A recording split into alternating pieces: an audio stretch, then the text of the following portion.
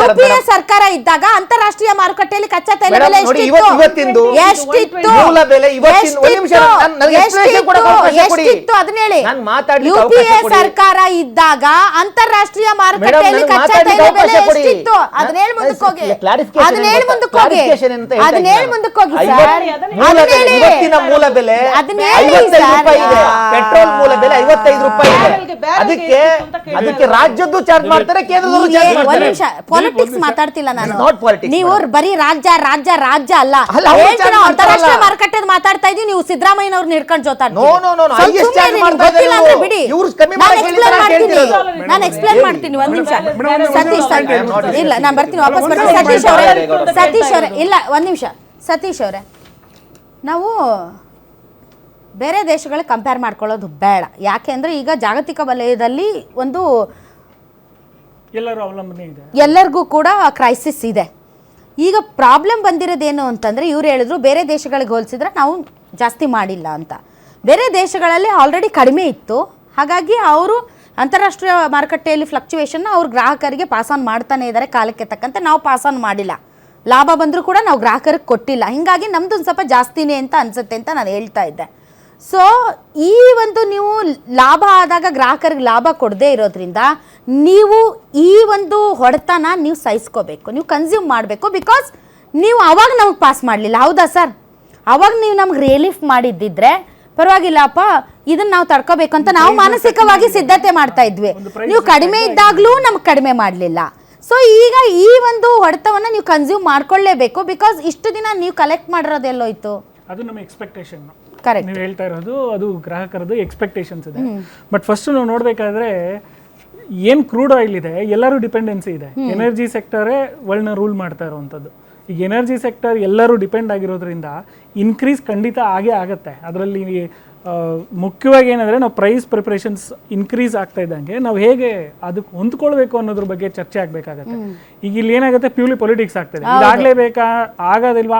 ಆಗೇ ಆಗುತ್ತೆ. ಯಾರು ಬೇಡ ಅಂತ ಹೇಳಿದ್ರು ಈಗ ಅವ್ರೇನು ಬೇರ್ ಮಾಡ್ಬೇಕಂತಿಲ್ಲ. ಲಾಸ್ಟ್ ಖಂಡಿತ ಬೇರ್ ಮಾಡ್ತಾರೆ. ಒಂದ್ ನಿಮಿಷ ಸರ್, ನೀವು ಅರ್ಥ ಮಾಡ್ಕೊಳ್ಳಿ ಸರ್. ನೀವು ಅಂತಾರಾಷ್ಟ್ರೀಯ ಮಾರುಕಟ್ಟೆಯಲ್ಲಿ ಕಚ್ಚಾ ತೈಲ ಬೆಲೆ ಕಡಿಮೆ ಇದ್ದಾಗ ನೀವು ಕೆಲವೊಂದು ಪಾಸ್ ಮಾಡಿದಿದ್ರೆ ಸರ್, ನಮಗೂ ಅದನ್ನ ಮಾಡಿದಿದ್ರೆ ನಾವು ಪರವಾಗಿಲ್ಲಪ್ಪ, ಒಂದು 10 ವರ್ಷ ನಾವು ಕೂಡ ಅದರ ಲಾಭವನ್ನು ಪಡ್ಕೊಳ್ತಾ ಇದ್ವಿ. ಅದನ್ನೂ ಕೊಡ್ಲಿಲ್ಲ. ಈಗ ಮಾಡ್ಲೇಬೇಕಾದಂತ ಅನಿವಾರ್ಯ ಪರಿಸ್ಥಿತಿಯಲ್ಲಿ ನಮ್ ಬೇರೆ ದಾರಿನೇ ಎಲ್ಲ ಅನುಭವಿಸ್ಬೇಕು ಅಂತ ಪರಿಸ್ಥಿತಿ ಜವಾಬ್ದಾರಿ ಬರುತ್ತೆ. ಒಂದು ಸೆಂಟ್ರಲ್ ಅಲ್ಲಿ ಪಾಸ್ ಆನ್ ಮಾಡಿಲ್ದೇ ಇರೋದು ಇಷ್ಟೇ ನಿಜ ಆದ್ರೂ ಕೂಡ, ಹಾಗೆ ರೇಟ್ಸ್ ಕೂಡ ಇನ್ಕ್ರೀಸ್ ಮಾಡಿರೋದು, ಅಂದ್ರೆ ಟ್ಯಾಕ್ಸಸ್ ಕೂಡ ಇನ್ಕ್ರೀಸ್ ಫಸ್ಟ್ ಆಫ್ ಆಲ್ ನೀವು ಮೂಲದಲ್ಲಿ ನೀವು ಅಲ್ಲಿಗೆ ತಕ್ಕ ಹಾಗೆ ನೀವು ಇಲ್ಲಿ ರೇಟ್ ಫಿಕ್ಸೇಷನ್ ಮಾಡಲಿಲ್ಲ ಅಂತಂದ್ರೆ ಡೆಫಿನೆಟ್ಲಿ ಸ್ಟೇಟ್ಗಳಿಗೆ ಇರುವಂತ ಆದಾಯ ಮೂಲ ಅದೇ ಸರ್. ಅವ್ರು ಮಾಡೇ ಮಾಡ್ತಾರೆ, ಹಾಕೇ ಹಾಕ್ತಾರೆ, ಹೌದಲ್ಲ ಸರ್? ಸೊ ನೀವು ಎಷ್ಟು ಕೊಡ್ತೀರಾ ಅದ್ರ ಮೇಲೆ ಇಷ್ಟು ಪರ್ಸೆಂಟೇಜ್ ಅಂತ ಇದ್ದೇ ಇರುತ್ತೆ. ನೀವು ಅಲ್ಲಿ ಫ್ಲಕ್ಚುಯೇಷನ್ಗೆ ಇಲ್ಲಿ ನೀವು ರೇಟನ್ನು ಫ್ಲಕ್ಚುಯೇಟ್ ಮಾಡದೆ ನೀವು ಸ್ಥಿರವಾಗಿ ಇಟ್ಟು ನಾವು ಅಭಿವೃದ್ಧಿ ಕಾರ್ಯಕ್ಕೆ ಬಳಸ್ತೀವಿ, ಅಲ್ಲಿಗೆ ಬಳಸ್ತೀವಿ ಅಂದಾಗ ಈ ಹೊಡೆತ ನೀವು ತಡ್ಕೊಳ್ಳಿ. ಹಂಗಾದ್ರೆ ಅದನ್ನ ಯಾಕೆ ಪಾಸ್ ಮಾಡ್ತೀರಿ? ಹೌದಲ್ಲ ಸರ್? ಗ್ರಾಹಕರು ಕೇಳೋದ್ರಲ್ಲಿ ಏನಾದರೂ ಫೇರ್ ಪಾಯಿಂಟ್ ಇದೆ, ಇಲ್ಲ ಅಂತಿಲ್ಲ. ಬಟ್ ಪರಿಸ್ಥಿತಿ ಆಗಿಲ್ಲ ಇವಾಗ. ಸಪ್ಲೈ ಚೈನ್ ನಮ್ಗೆ ಇಷ್ಟನ ಕಷ್ಟನ ನಾವು ಇದನ್ನ ಅನುಭವಿಸಲೇಬೇಕು. ಅದನ್ನ ರೆಸಿಸ್ಟ್ ಮಾಡಕ್ಕಾಗಲ್ಲ. ಎರಡನ್ನ ನೋಡ್ಬೋದು ಮೇಡಮ್. ಕೋವಿಡ್ ಟೈಮಲ್ಲಿ ಇಡೀ ವರ್ಲ್ಡ್ ಡಿಸ್ಟರ್ಬ್ ಆಗಿದೆ. ಸೇಮ್ ಇವಾಗ ವಾರಲ್ಲಿ ಆಗಿದೆ. ಕೋವಿಡ್ ಟೈಮಲ್ಲಿ ಒಂದು ಅಟ್ಲೀಸ್ಟ್ ನಮಗೊಂದು ಚಾನ್ಸಸ್ ಇತ್ತು, ರಿಕವರ್ ಆಗ್ತೀವಿ ಅನ್ನೋದು ಒಂದಿತ್ತು. ಬಟ್ ಇಲ್ಲೇನಾಗ್ತಾ ಇದೆ, ರಿಕವರಿ ಸಪ್ಲೈ ಚೈನ್ ಕಂಪ್ಲೀಟಾಗಿ ಡಿಸ್ಟರ್ಬ್ ಆಗಿದೆ. ಅವಾಗ ಸಪ್ಲೈ ಇತ್ತು, ಕನ್ಸಂಪ್ಷನ್ ಇರಲಿಲ್ಲ, ಡಿಮ್ಯಾಂಡ್ ಇರಲಿಲ್ಲ. ನಮಗೆ ಸಪ್ಲೈ ತಗೊಂಡಾಗ ಅದನ್ನು ನಾವು ಸ್ಟೋರ್ ಮಾಡಿದ್ವಿ. ಈಗ ಆ ಥರ ಇಲ್ಲ ಪರಿಸ್ಥಿತಿ. ಸೊ ಹಾಗಾಗಿ ನೀವು ಹೇಳಿದ ಫಸ್ಟ್ ಫೇರ್ ಪಾಯಿಂಟೇ. ಪಾಸ್ ಆನ್ ಮಾಡಿಲ್ಲದೆ ಇರೋದು ನಾನು ಕೇಳಿದ್ದೀನಿ, ತುಂಬ ಕಡೆ ಡಿಬೇಟ್ಸಲ್ಲೂ ಪಾರ್ಟಿಸಿಪೇಟ್ ಮಾಡಿದ್ವಿ, ಪಾಸ್ ಆನ್ ಆಗಿಲ್ಲ. ಅದೇ ರೀತಿ ಎರಡೂ ಸರ್ಕಾರಗಳೂ ಟ್ಯಾಕ್ಸ್ ಅವ್ರಿಗೆ ಪರ್ಸೆಂಟೇಜ್ ಮಾತ್ರನೇ ಬರ್ತಾ ಇರುತ್ತೆ. ಬಟ್ ಅಲ್ಲಿ ಒಂದು ದಿಲೀಪ್ ಅವ್ರು ಹೇಳಿದ್ದೇನೆಂದರೆ, ಯಾವುದೇ ಪರಿಸ್ಥಿತಿ ಇಲ್ಲದೆ ಇದ್ದಾಗಲೂ ರಾಜ್ಯ ಸರ್ಕಾರ ರೈಸ್ ಮಾಡಿದ್ದು ಅದು ಹೊರೆ ಆಗಿದೆ ಅನ್ನೋದು ಅವ್ರದ್ದು ಪಾಯಿಂಟ್ ಇತ್ತು. ಸೊ ಅಲ್ಲಿ ಇಬ್ಬರೂ ಕೂಡ ಒಂದು ಪಾಯಿಂಟ್ ಬರಬೇಕಾಗಿದೆ. ಫಸ್ಟ್ ಪಾಯಿಂಟು ಆಕ್ಸೆಪ್ಟೆಡ್, ಏನು ಆವಾಗ ಡಿಮ್ಯಾಂಡ್ ಇರಲಿಲ್ಲ, ಕ್ರಿಯೇಟ್ ಆಗಿತ್ತು. ಕೋವಿಡ್ ನಂತರ ಇವಾಗ ರೈಸ್ ಆಗ್ತಾ ಇದೆ. ಈಗಿನ ಪರಿಸ್ಥಿತಿಯಲ್ಲಿ ನಾವು ತಡ್ಕೊಳ್ಬೇಕಾಗಿರೋ ಜನಸಾಮಾನ್ಯರ ಪ್ರಶ್ನೆ ಖಂಡಿತ ಇರುತ್ತೆ. ಯಾಕಂದರೆ ಅಲ್ಲಿ ಬರೀ ಪೆಟ್ರೋಲ್ ಮತ್ತು ಡೀಸೆಲ್ ಪ್ರೈಸ್ ಇನ್ಕ್ರೀಸ್ ಆಗ್ತಾ ಇಲ್ಲ, ಇಡೀ ಸಪ್ಲೈ ಚೈನ್ ಅದರ ಮೇಲೆ ಡಿಪೆಂಡ್ ಆಗಿರುವಂಥ ಎಲ್ಲ ಪ್ರೈಸಸ್ ಕೂಡ ಇನ್ಕ್ರೀಸ್ ಆಗುತ್ತೆ.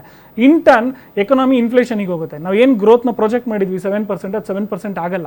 ಸೊ ಅವಾಗ ಏನಾಗುತ್ತೆ, ರಾಜ್ಯಗಳು ಒಂದೇ ದಿಕ್ಕಲ್ಲಿ ಹೋಗುತ್ತೆ, ಕೇಂದ್ರಗಳು ಒಂದು ದಿಕ್ಕಿಗೆ ಹೋಗೋದಾಗ ಖಂಡಿತ ಇನ್ಫ್ಲೇಷನ್ ಇನ್ನೂ ಮತ್ತಷ್ಟು ಎದೋಳುತ್ತೆ. ಅಂದರೆ ಈಗ 28 ರೂಪಾಯಿ ಅಥವಾ 28 ಅಂತ ನಾನು ಹೇಳೋದಕ್ಕೆ ಬರಲ್ಲ.